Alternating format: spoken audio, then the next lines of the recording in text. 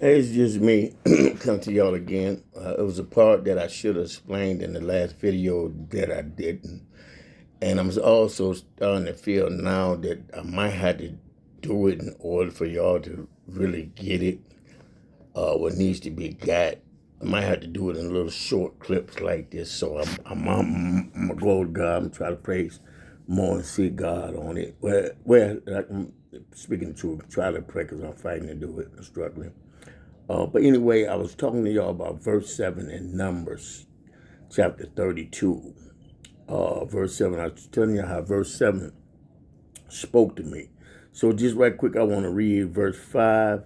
I know I should start from the beginning, but I get caught up when I try to pronounce the names. So I just want to just do verse 5, 6, and 7. And please hear me. Please hear me. Okay, and always dry again. Okay, anyway, it said verse 5, Numbers chapter 32, verse 5. Wherefore said they, if we have found grace in thy sight, let this land be given unto thy servant for a possession, and bring us not over into the Jordan. Now, this is real important that we understand this and what's being said here. Because if you read this, he's saying, wherefore said they, if we have found grace in thy sight. They had already found grace in the Lord, but their eyes was bent on something else.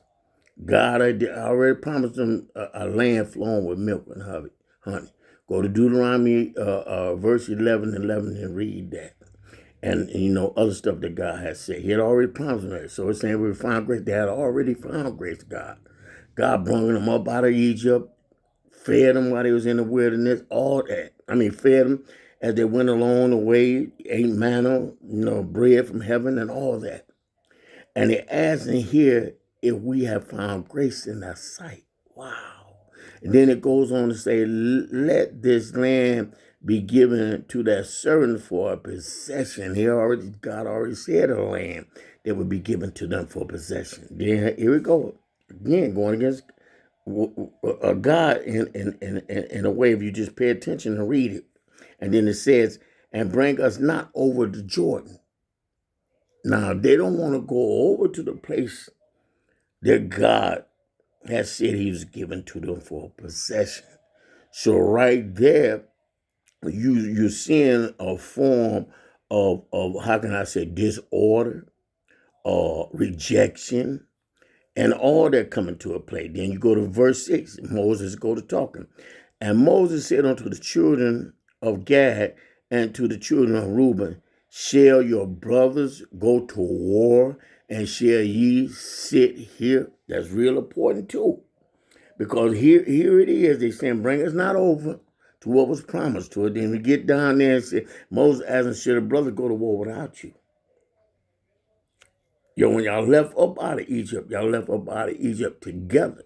But now should your brothers go and do this, thing, and what they're going to do, should they go and do this without you? This is saying, should they go and do it? Moses saying, should they go and do this without you? Come up out of together, and this is just the unity thing. Just the unity thing. And Moses asked the question again, verse 6. And Moses said unto the children of Gad and to the children of Reuben, shall your brothers go to war, and shall ye sit here? Not moving as one. And that goes back to them once a year, moving as one. And it go back, if you pay attention, when they're getting ready to rise up that in certain places and do certain stuff, look how they be together. Just pay attention to how when they come into a nation, they take and set up and do certain stuff. It's oneness that a lot of people are missing. I miss myself. I knew that they stood together, but not in the scale that they take and do it. And like even one of them says, long term. We've been playing this for a long time. And they in here and they in here thick and got money. And the greed of the people here can't see what's really getting ready to come. Because they're making money off of this too. And this goes back over to Venezuela here now, verse 7, real important. Wherefore discourage ye the hearts of the children of Israel from going over into the land which the Lord had given thee. Now, this could be looked at many ways. With Venezuela and us. Did the Lord give us this land? I don't believe that the Lord gave us this land. I believe that the Lord had it. Donald Trump did a thing and Donald Trump for a time like this. I know a lot of people don't get upset. There you go, Trump. Say whatever you want. You got to understand the time that we're in and what's coming. Can you imagine if you take and help get that straight over there? I don't know how many people over there, but I know got to be more than 20 million people there, at least. Can you imagine the wealth that they got and taking and having 20 more million people on your side that if y'all had to go to war can go with y'all? That know that you're going to take and do the right thing by them and help them seriously? That you're not going to be doing like the past dictator that was there all those years. Can you imagine that? Opportunity. Again, verse 7. And wherefore discourage ye the hearts of the children of Israel. Okay, discourage the heart. A heart thing. Remember I was talking about the heart. I'm getting ready to get off here. It's a heart thing. And doing right. And giving your heart to the Lord and taking and doing this. If we do right by this, and we do this together in the right way, they can benefit and we can benefit.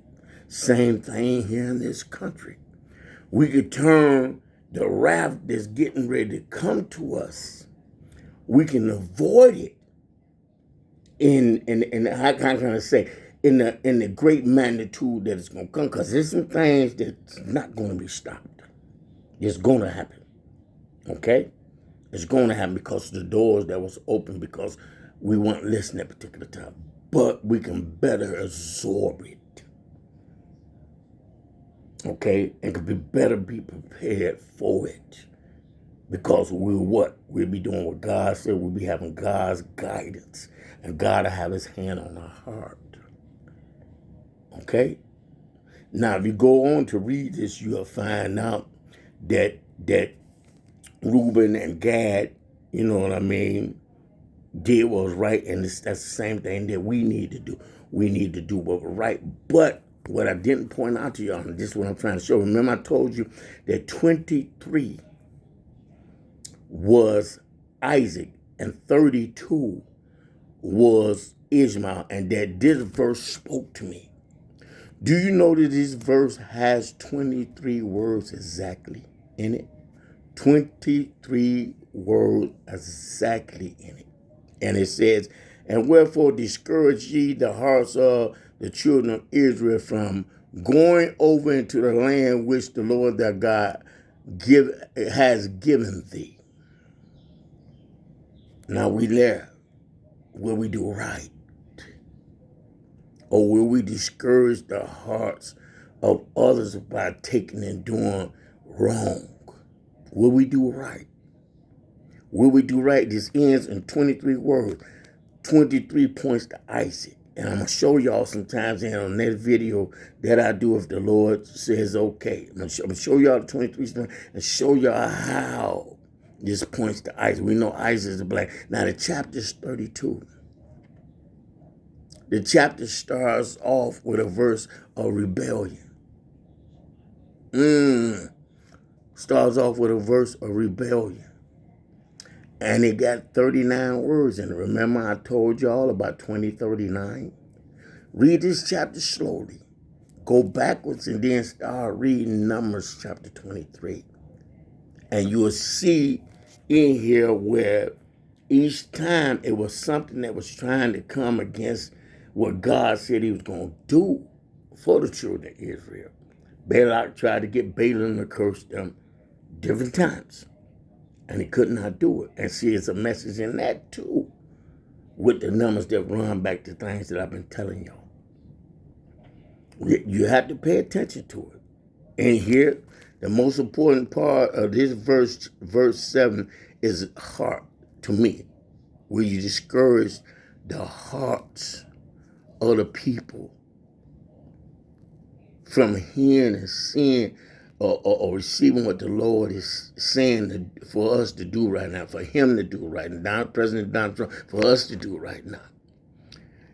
I can't believe that you have people protesting against ICE being there in Minnesota, and you got all that stuff going on with all this missing money that people really need. Now, it's a sad thing that that young woman was shot because she wanted to block the street up when she wanted to pull off. You know what I mean? When that was taking and going on. You know what I mean? It's a shame that she just couldn't get out the car. I done been where I done been disobedient to the police and I fight them and all that. Before I went to jail, that very first time I did prison time, I fought with the police like crazy before they arrested me and got me in handcuffs. So I understand how we can be rebellious and not give orders, you know, and not pay attention to orders, rather. You know, like I said, I don't want to make this long. It's sad because them children, they ain't got their mother no more. You know, so, you know, certain things can be handled in a better way, without a doubt, in a whole better way. You know, maybe the way that they took and grabbed on the door and got ready to snap made her want to pull off. It could, you know, it's so many different ways you can take a look at that. So many different ways. You know, bottom line is a young mother's gone when it shouldn't have been. That's the bottom line. The bottom line is what's going on in Minnesota shouldn't be going on. People don't want to look at that. People rather for the mess and the filth to continue than to try to get it straightened out. They do not like this country. People better get this. They do not like this country. They want to take this country down, and the people that's in there, all the people in here that want to side, y'all going to be the first ones they're going to deal with. Because they're looking at y'all right now, okay, them fools, them traitors, we can't tolerate them. And then the woman that got shot and killed, they got the 3 children, you know what I mean? She in a relationship with another woman. I'm not saying that that's a reason for them taking and killing them. I'm not saying that. But she's taking and she protecting them, not knowing that they'll be the first one on the list. If they get in here and take over this country, they'll be the first one on the list for them to eliminate. First one's on the list. But she's fighting by ICE being there, wanting to take and straighten that stuff out there. Now here it is. This country give her the right to be able to protest, to be able to marry a woman if she want to, even though it's law saying and don't do. They ain't been taken and locked up and killed because they like that. They take over, they will be. I done been on here long enough, but pay attention to that verse about discouraging. It's things that got to be done that we got to come on one accord on. And then when he take and get out of place, they get out of place. Yeah, protest. But let's do it in the right way.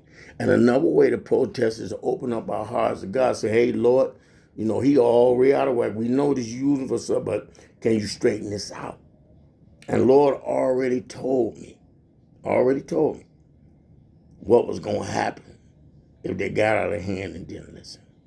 I'm not going to, but already told me.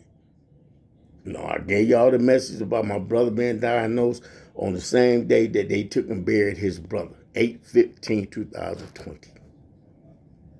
8/15 plays for blood. Okay?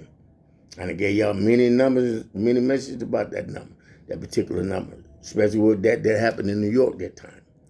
All those videos gone, and I'm getting ready to get off of here, but like I said, verse 7, when it says right here, and wherefore discourage ye the hearts of the children of Israel from going over into the land that the Lord their God giveth them, that he's going to bless them with. 23 words point to Isaac. The chapter is 32. But in this verse, when Moses is talking to them, talking about the land and the blessing, it ends at 23. The chapter starts at 32. I end up going backwards, being guided to do that. So here it is. We had a 32 and the 23 showing. In here, the way that this opened up was something that was coming against what God was saying. What's coming against us right now? Is them the 12 princes that come from Ishmael? Now, God promised in Isaiah chapter 19, at the end chapter, he was going to bring Egypt and Syria and all that together. But I'm realizing now that that's going to be after certain things happen. That he going to step in and squash everything. That time ain't right now. So we got to be careful. It's going to bring everybody together, but the time ain't right now. The time that's coming in right now. It's time we got to be ready for the other stuff that he said that's going to happen, that's going to have to do with them. Okay? So be careful. All right? It's a difference. Isaac, Ishmael. In the end, will he bring them together? Yeah, let me read Isaiah. Let me read Isaiah 19. I'm going to get on Isaiah 19, verse 25. Isaiah 19, verse 25. Isaiah 19, verse 25 says, whom the Lord of hosts shall bless, saying, blessed be Egypt, my people, and Assyria, the works of my hand, and Israel, my inheritance. Now, you have to read the whole chapter to understand how this ended up being. Before it got here, God had to judge Egypt. He had to judge other places and whatnot, and this was and later on when he took and brought all of them together and said, hey, y'all all brothers and cousins and whatnot, this is one family. It's later. But right now, what's going on, God ain't with.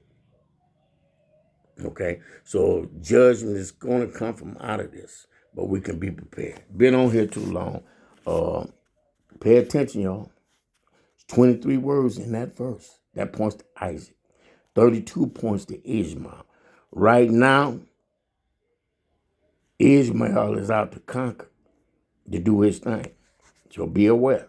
Ishmael and the 6 other brothers, okay? Be aware of it.